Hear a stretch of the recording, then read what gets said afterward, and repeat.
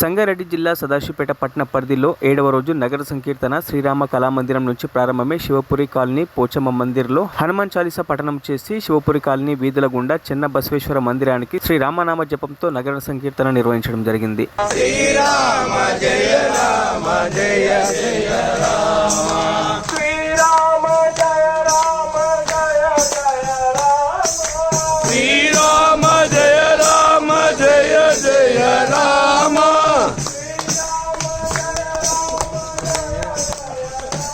జయ రామ జయ జయ రామ శ్రీరామ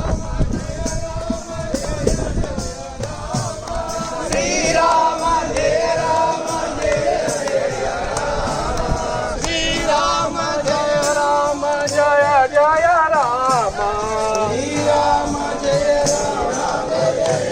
మరిన్ని అప్డేట్స్ కోసం మా ఛానల్ని సబ్స్క్రైబ్ చేయండి.